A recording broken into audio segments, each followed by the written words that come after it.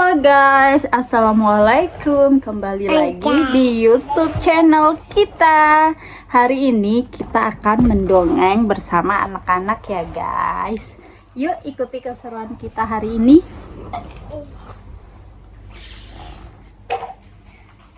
Ini kita ada 3 ya buku dongengnya ya guys. Yang pertama tentang semut dan Nabi Sulaiman. Yang kedua tentang laba-laba pelindung goa. Dan yang ketiga tentang anjing Ashabul Kahfi. Ayo kita mulai dengan yang laba-laba pelindung gua. Ayo sini anak-anak, dengerin cerita mama. Ayah. Duduk. Duduk. Ya udah duduk. Kita mulai ya. Ya. Ketika Rasulullah SAW berdakwah di Mekah, beliau mendapatkan banyak perlawanan dari kaum kafir Quraisy. Allah lalu memerintahkan Rasulullah untuk hijrah ke Madinah. Rasulullah mengajak sahabatnya Abu Bakar untuk menemani hijrahnya. Mereka berangkat secara sembunyi-sembunyi agar kaum kafir Quraisy tidak mengetahui. Pasukan kafir Quraisy pun mencari-cari keberadaan Rasulullah hingga akhirnya sampailah mereka ke sebuah gunung. Rasulullah bersama Abu Bakar bersembunyi dan beristirahat di dalam gua Sur. Ternyata kaum kafir Quraisy pun berhasil sampai di dekat gua itu.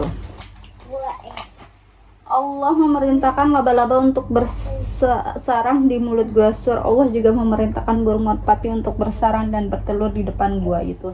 Kaum kafir Quraisy melihat kondisi gua dipenuhi sarang burung merpati dan laba-laba. Salah satu dari mereka ingin masuk ke dalam gua untuk melihat lebih dalam. Yang dalam mah. Namun pimpinan mereka Umayyah bin Khalaf menyahut, "Mengapa kamu hendak masuk ke dalamnya? Kalau Muhammad telah masuk, tentulah sarang laba-laba itu telah hancur." Hancur. Akhirnya kaum kafir Quraisy memilih mundur dari gua Sur. Mereka khawatir ada binatang buas yang keluar dari dalam gua. Allah telah melindungi Rasulullah dan Abu Bakar dari kejahatan mereka. Selesai. Di sini ada pesan hikmahnya ya anak-anak. Saat mengalami kesulitan, berdoalah dan mintalah pertolongan kepada Allah. Hanya Allah tempat kita berlindung dan meminta pertolongan. Dengar? Jadi kalau kakak punya kesulitan, punya masalah, langsung minta sama Allah ya, berdoa sama Allah. Adek pun sama ya. Oke, kita lanjut ke buku cerita kedua, yaitu anjing Ashabul Kahfi. Semut. Ini dulu yang guguk dulu ya. Iya, Mama. Kamu duduk sini dong. biar Mama kelihatan. ikutin ya. Pada zaman dahulu, hiduplah 7 pemuda saleh di saat Raja Dqyanus berkuasa. Raja Dqyanus adalah raja yang kejam. Dia penyembah berhala. Siapapun yang tidak menuruti perintahnya akan dihukum. Ada 7 pemuda yang tidak mau menuruti perintah raja untuk menyembah berhala. Mereka tetap beriman dan taat kepada Allah. Mereka lalu kabur dari kota agar selamat dari hukuman Raja Dqyanus. Hingga sampailah mereka di sebuah gua. Di gua itulah ke-7 pemuda bersembunyi. Mereka disebut Ashabul Kahfi, para penghuni surga. Mereka ditemani oleh seekor anjing yang berjalan bersama sampai di dalam gua. Anjing itu bernama Kitmir. Ia berbaring di dekat pintu masuk gua seperti sedang berjaga. Dipercaya bahwa Kitmir adalah anjing yang akan masuk surga karena ia menemani Ashabul Kahfi berjuang mempertahankan keimanan kepada Allah. Allah membuat mereka tertidur selama 309 tahun lamanya. Kemudian Allah membangunkan para pemuda Ashabul Kahfi kembali dengan keadaan seperti sedia kala. Itulah kuasa Allah subhanallah ya. Ada pesan hikmahnya nih anak-anak. Kakak di sini dong, di bawah dong. Mempertahankan keimanan taat kepada Allah sudah seharusnya kita lakukan sebagai umat Islam. Kelak Allah akan memberikan balasan yang baik bagi para hambanya yang beriman dan taat.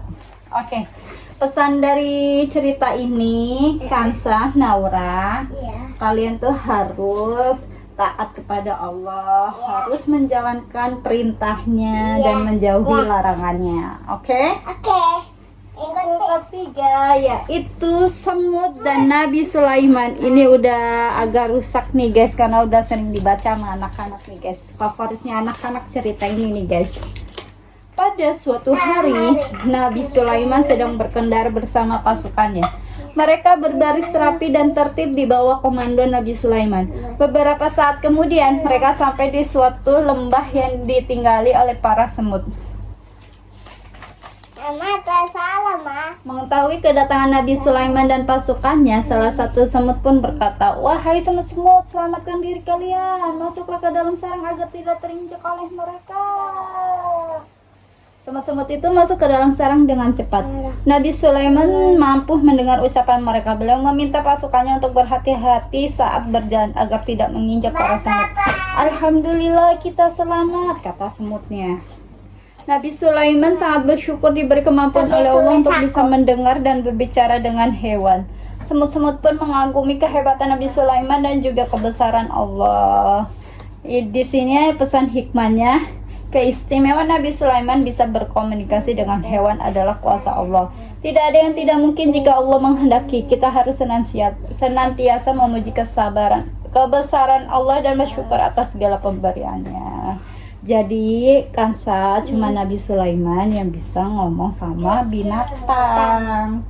Iya. Oke. Sekian baca buku atau ngedongeng kita hari ini ya guys.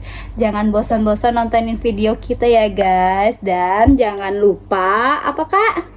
Like, subscribe, dan komen. Dadah, sampai jumpa di video berikutnya. Dadah.